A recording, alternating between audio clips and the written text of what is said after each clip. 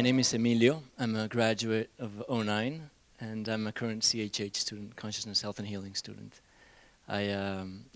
Often I find myself sharing about USM, and one of the metaphors that comes forward very often is that of eyeglasses.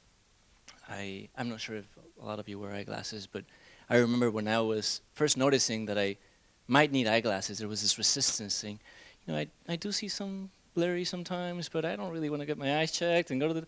And then when I finally did and wore those eyeglasses for the first time, I was like, wow, there's a whole other world out there. And that's really similar to my USM experience. I grew up in Mexico City with a family that was very much of overachievers, and I was an overachiever myself, and I went to Harvard, so it was very much the academic route, and had my own business, was very successful. I worked with my father as well.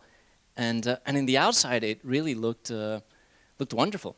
People reflected back to me, "Oh, yeah, you must be really happy."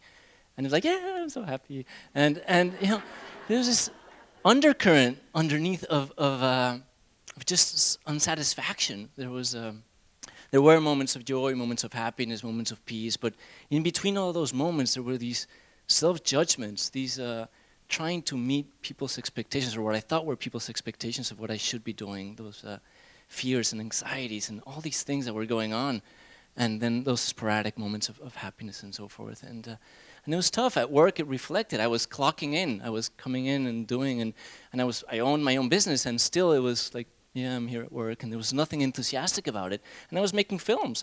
This is what I thought I wanted to do, and here I was really just bored with it. And it was reflected with the employees, and it was just, that was the kind of environment. With my dad, who I worked with, I had a business relationship. My dad, I was afraid of him most of my life.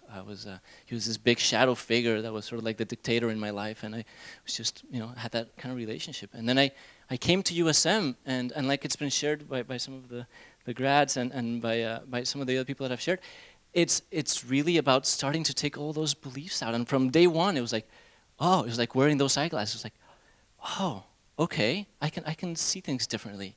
And it's slowly evolved to a place where now my relationship with my father is, we're friends. I talk to him from a vulnerable place, and it's no longer scary. It's I share with him, what's coming up for me, and I share with him what's happy about what's going on in my life. And what was amazing is that I realized that all this time, he really wasn't expecting me to do anything except be happy.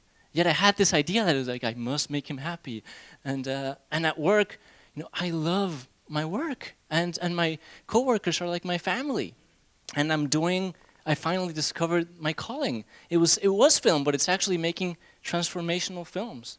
And that's really where I reside, and I thrive. And that's really what I'm doing. And what's wonderful about this program is not that these rocks are that I've been taking out, and that there are no longer any rocks in this backpack of life, but rather I now have the tools to identify them and address them.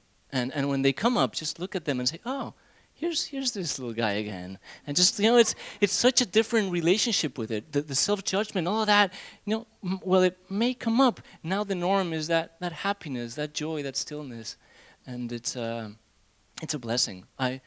USM is the best thing that I've ever done for myself. And I've done a lot of things for myself. I did a lot of things. If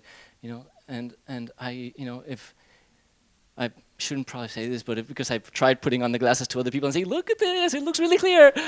But if you're on the edge, go for it. Go for it. It's transformed my life, and I'm not an outlier. That's the norm. So, yeah, light to that.